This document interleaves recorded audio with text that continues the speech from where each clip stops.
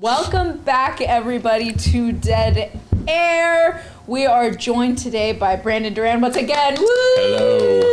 Hello, everyone. If you're new here, my name is Sienna Ansoldua. I am your horror host for everything spooky, scary, and in the Central Valley. Buckle up, people. This is going to be quite the ride, okay? That's right. So, as always, we are going to start... Oh, no, I have to introduce the actual movie.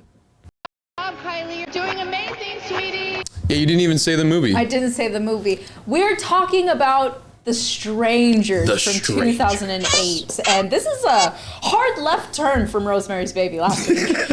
And yes. Yeah, so this is going to be quite a wild ride for y'all. Maybe a strange turn. Oh, brother, this guy stinks! You know? Boom. I don't know if you know this show, but we don't accept puns here. Let's get started with our horror movie summary. Yes. After attending a wedding where Kristen rejects James's marriage proposal, the couple retreats to James's isolated childhood home, only to be terrorized by three masked strangers. 1, 2, 3. Not one, not two, but three.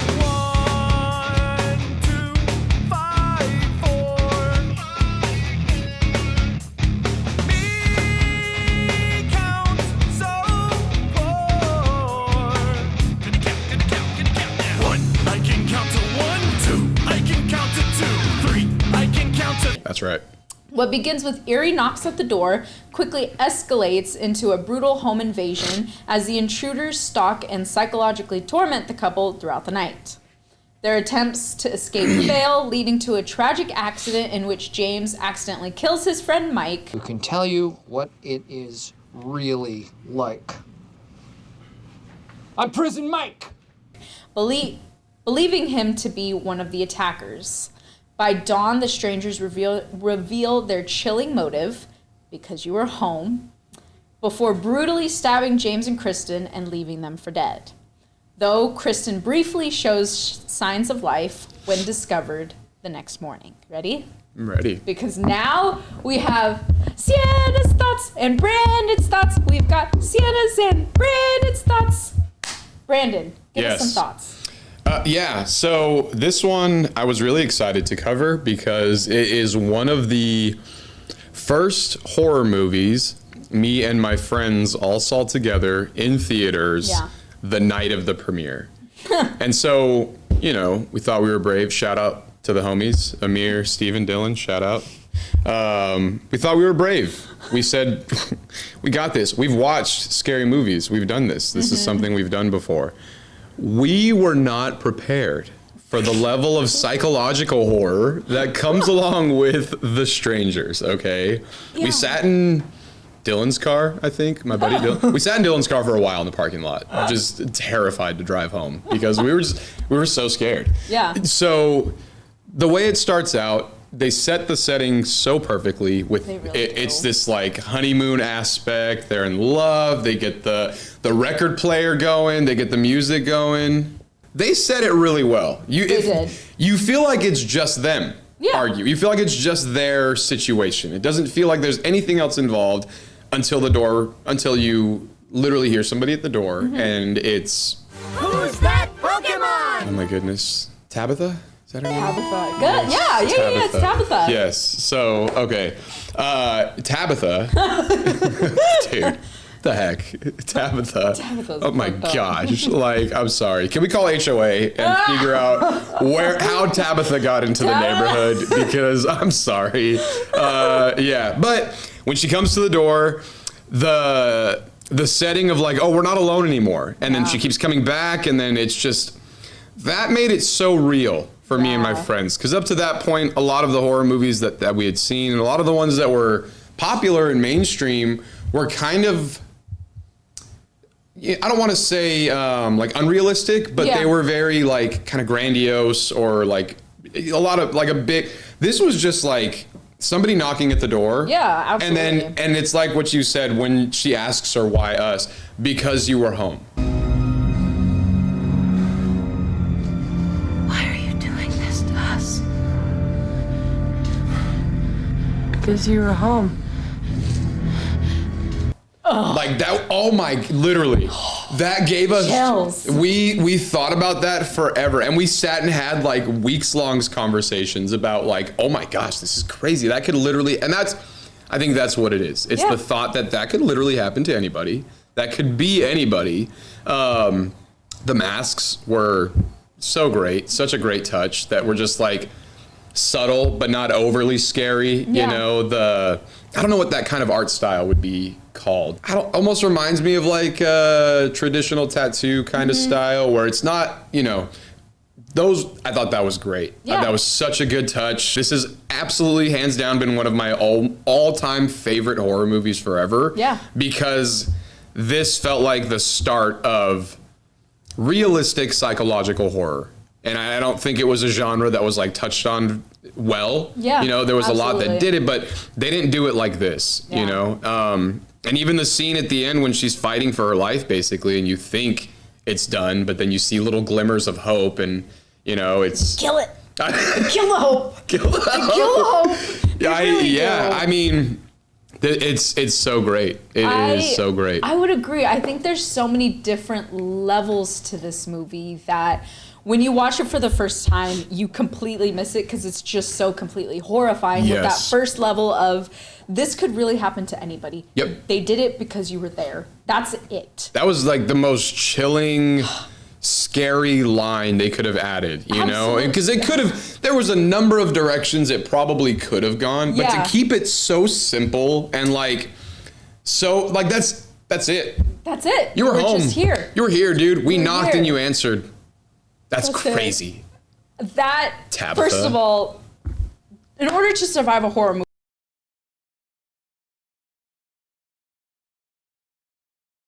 movie, don't answer the damn door. Okay, look through the people, look through a window. I mean, even at the beginning, I don't know the dude's name, okay, the actor's name, Yeah. but he screws back Oh in the my- light bulb.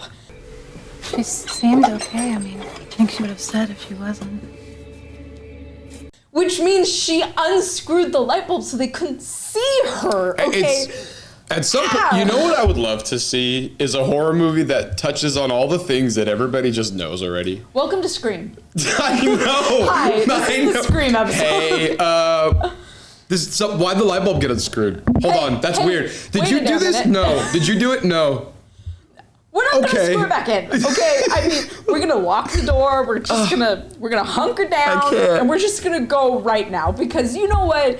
If someone unscrews the light bulb because they don't want you to see their face, nah, dog. It's gonna be a no for me. No. It's a no for me, dog. I don't. Okay, no. So first, there's that. There's the second layer of just complete isolation in this movie because really Yeah. there's only like 2 to 3 settings in this movie. You've got the cabin, you've got outside the cabin, Yep. and then you have the wedding. Yep. And the wedding is only like maybe 2 or 3 minutes of this movie, just to give you a little flavor of the backstory of Yeah. why they're fighting. Yep. Okay, and then you have what's his name from It's Always Sunny in Philadelphia, plays Mike. Oh yes. It's not Rob McElhaney, but I can't remember Dennis? his name. Dennis. I'm sorry, his actor's name. Glenn Howerton. Yes. Glenn Howerton. Yes. So you have him, which is hilarious because I forgot he was in that until he pops up, and I'm like, and then he gets shot in the face. oh my God, that's him. Oh. Poor Dennis. That's poor Dennis. So you have him, okay? So you have this level of isolation that really reminds me of like The Evil Dead or Yeah. like When a Stranger Calls, anything like that. Yes. It really, to me, tapped into that really scary isolation, vulnerability type of thing Yep. because, I mean, just the amount of scary shit that happens in this movie, the fact that they go into one room and then when they come back, one of their cell phones is in the fireplace. Yes. First of all, how do you not see that, dog? Dude, right? Oh But my God. it takes them like, I don't know, like 45 minutes to find their cell phone. I know where my cell phone is at all times, okay? All the time. Literally right here. Yep. So that part is incredibly scary. It's incredibly scary how intimate they mess with this couple. Yeah. I think that is the scariest, one of the scariest aspects is everything is so subtle. Yep. It's not out in your face. It's not really jump scare-y per se, but it's very much building this tension, this just the overall horror factor in a very different way. Again, it's not, I don't even want to call it super gory. I wouldn't say this is a super gory No, film. it's gory, but it's not like overly gory. Yeah. It's realistic. I feel like it's realistic gore. Exactly. It's very realistic. There's only like maybe 2 scenes. When Dennis gets shot. Yeah. And that's a study episode. And then at the end when they get stabbed. Yep, the stabbing scene. Those are the only scenes that truly have any sort of gore. Yeah. And again, I'm a huge gore person. The gore that they did was so beautiful. It was great. The way that they did it. It was so good. When you see Dennis on the floor and you see his gosh. lack of face. So crazy. When you see, I know her name was Liv Tyler. Liv Tyler. Yep. Liv Tyler and the other dude. He's in other stuff. Don't know his name. I can't remember his name. Yes, even Sorry, when they friend. get stabbed or anything like that, it is so scary, realistic, and it's just. And we'll touch on this as well, but like at the end, when they just sort of look at each other and they know what's gonna happen Yep. and they can't do anything about it and Yep. just accept Helpless. it. Just completely helpless. yeah, Like, and yeah. they're just like, we're here together and I love you and Yep. that's it, dog. Yeah.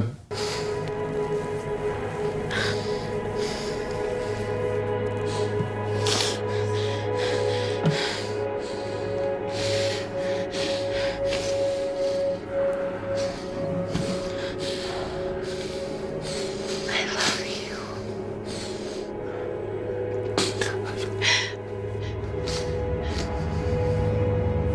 No, and I think that's you mentioned something. I think that's why because you were home hit so much harder.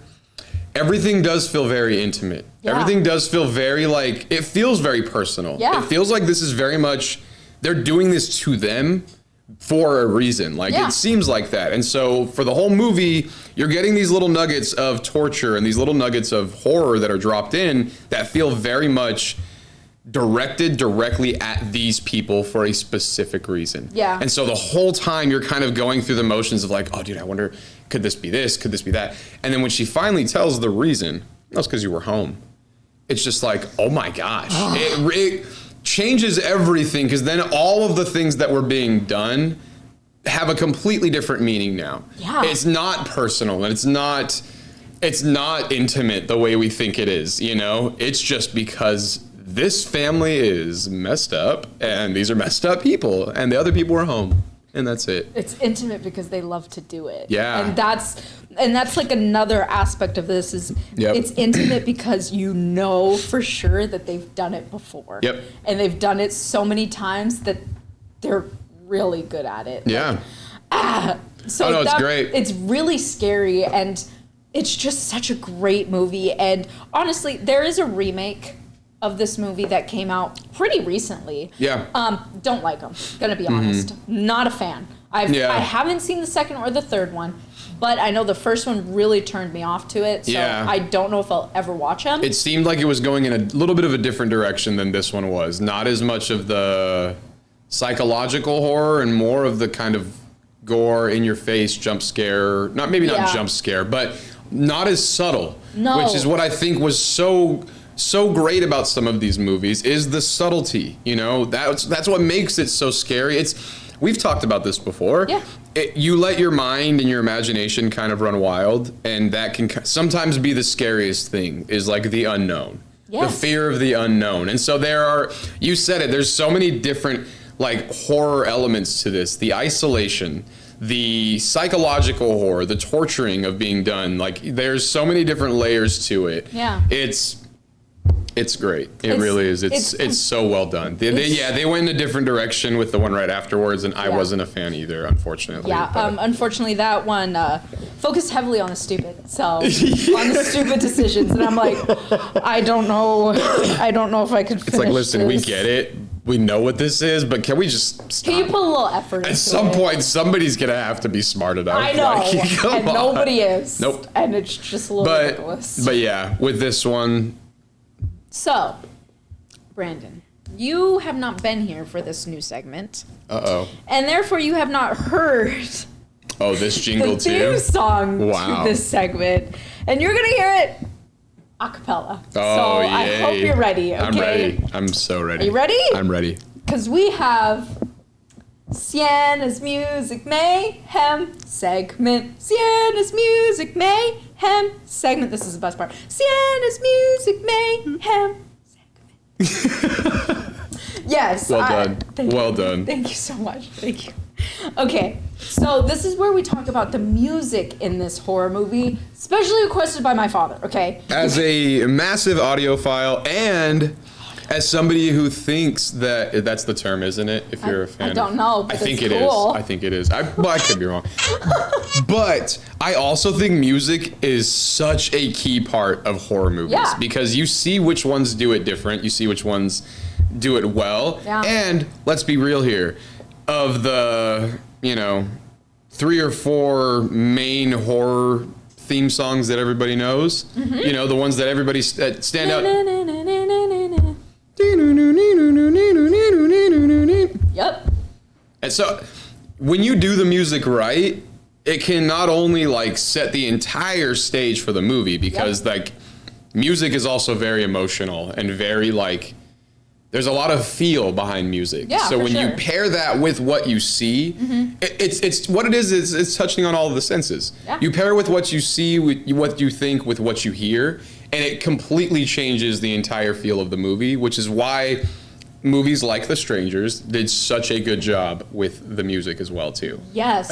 Oh my gosh. Oh my god. Yes, I agree. So heavily. good. So to get into it, the film score was composed by Tom and Dandy, the duo known for creating really dark and sort of atmospheric music for a lot of horror and thriller films. So rather than them relying on the loud, more commonly orchestral type of music, Yep. they're more focused on the minimalist and building that tension and unsettling ambient sounds, Yep. which I feel like really worked in this movie because they're out in the middle of nowhere.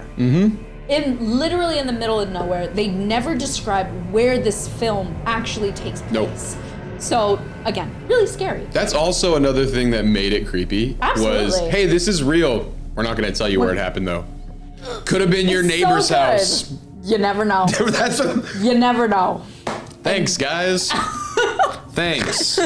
Yes. So one of the creepiest aspects that they added into this movie is actually how little the traditional score is actually used. Yep. So a lot of times, and I love it when horror movies do this, there's not a lot of music in this.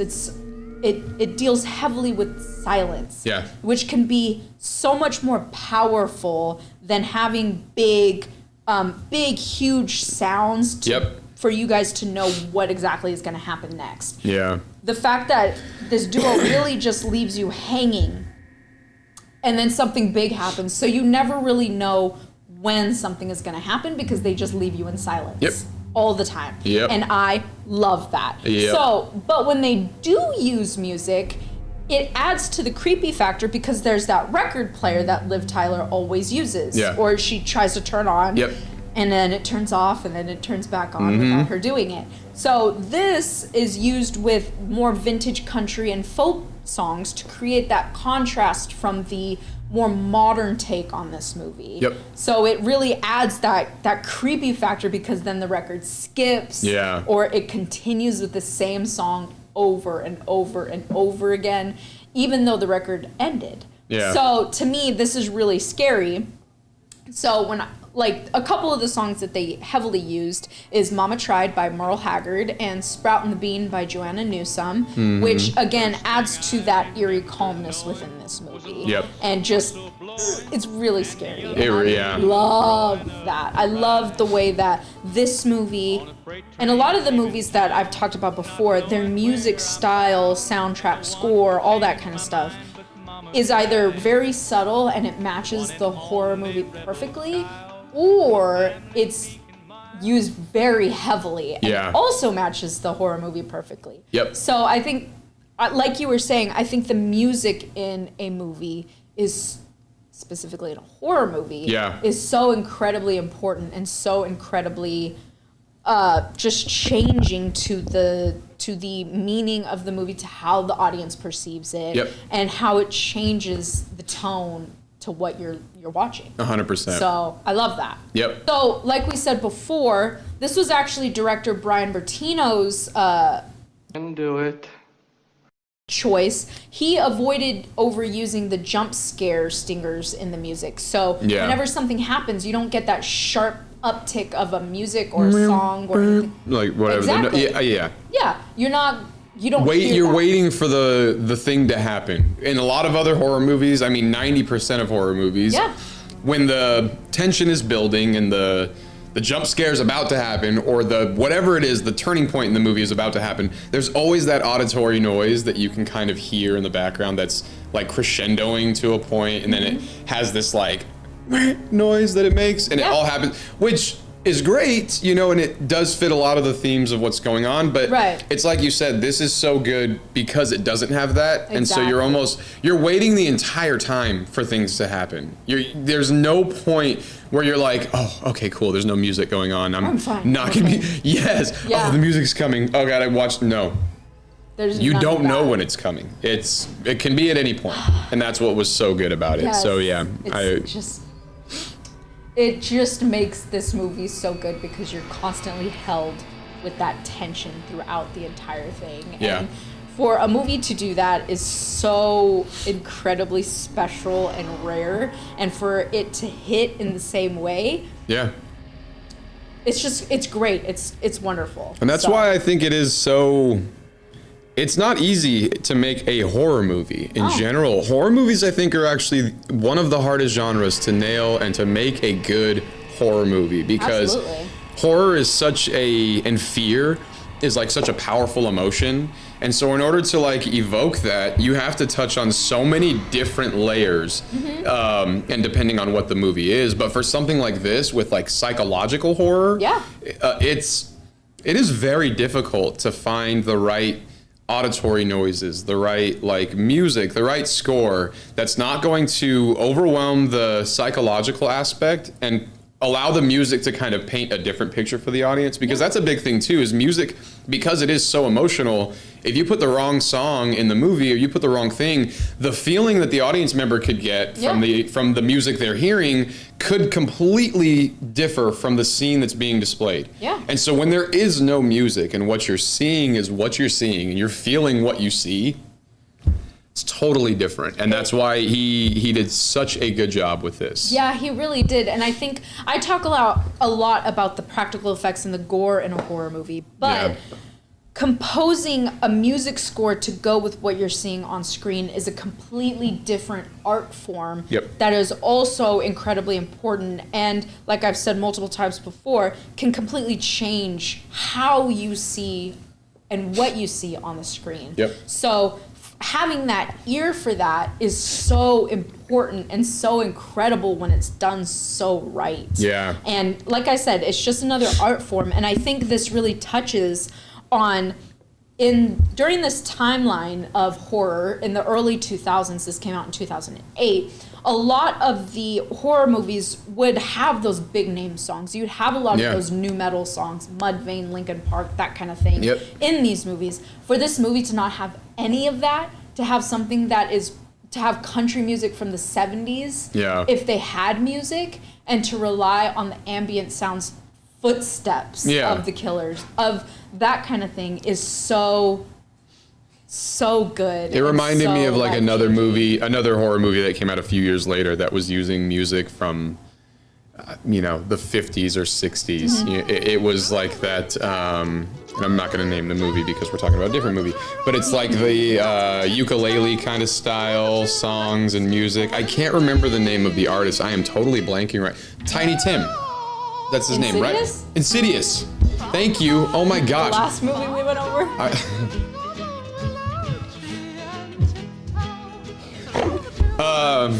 That one. That one too, Insidious, was another one that the music is not something you would have ever expected to probably be part of a horror movie, because like you said, a lot of the ones at that time, and as soon as you named the artist, my mind immediately went to Underworld, because I was like, and Underworld's great. I love those movies. They're awesome. But that's one of those ones that has this like very heavy rock metal soundtrack. When she jumps down and it's slow-mos and it's this like rocks.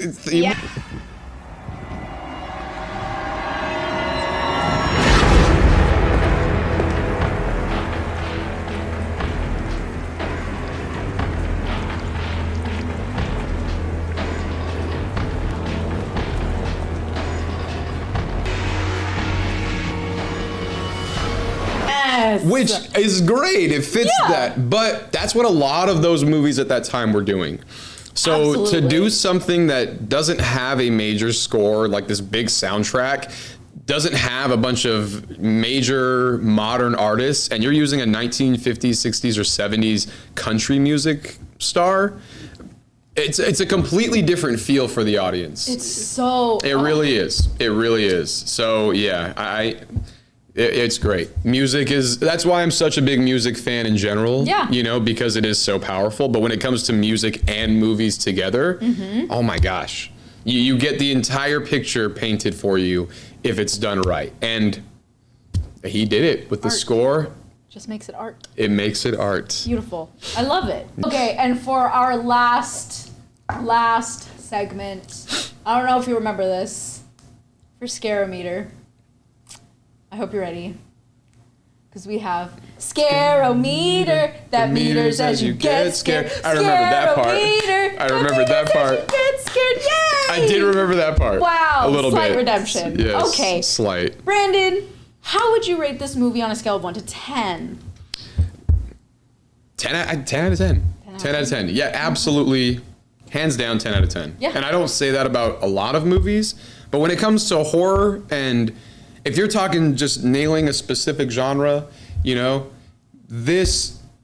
was not a bad part of this movie, in my opinion. Yeah. I don't think, because, like I was just talking about, with some really good horror movies, the story's great, the acting's really good, the like psychological aspect's great, but then the reveal is bad, or the ending is terrible.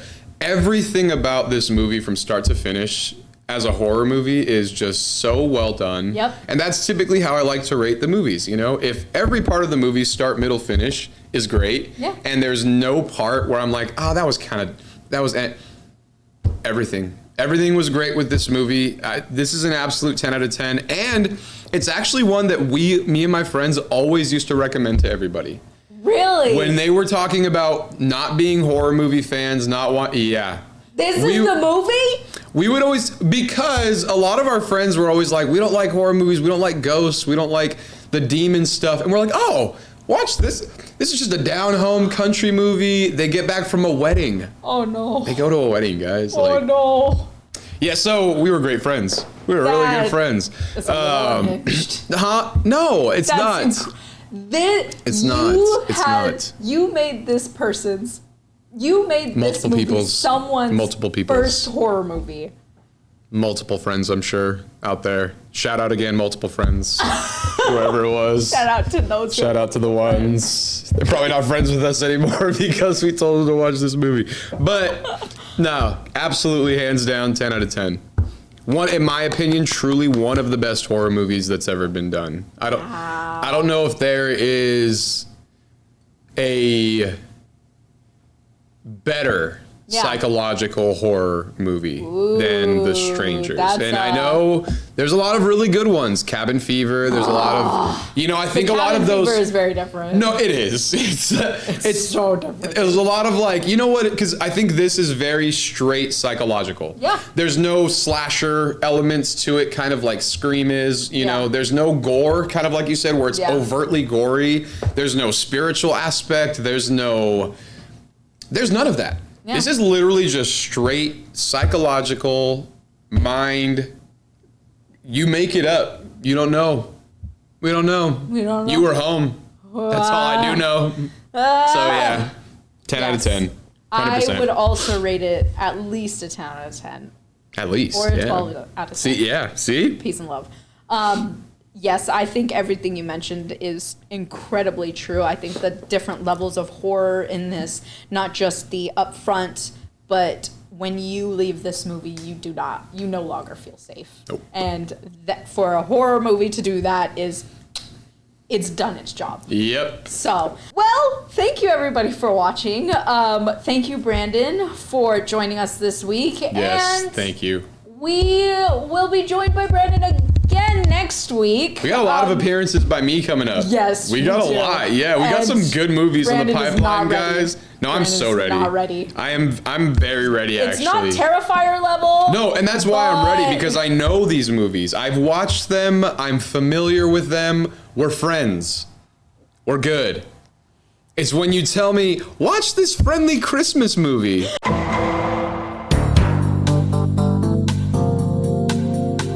First of all, look at this. I warned you. Look at this clown guy. He's so clowny.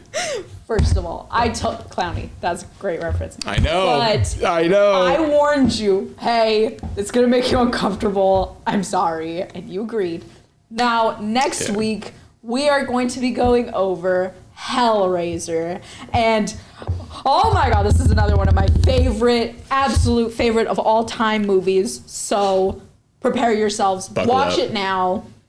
Take notes and enjoy the ride. That's right. Thank you, everybody, for joining us tonight. Have a wonderful evening. And remember, don't split up and don't go into the basement. Bye. Bye-bye.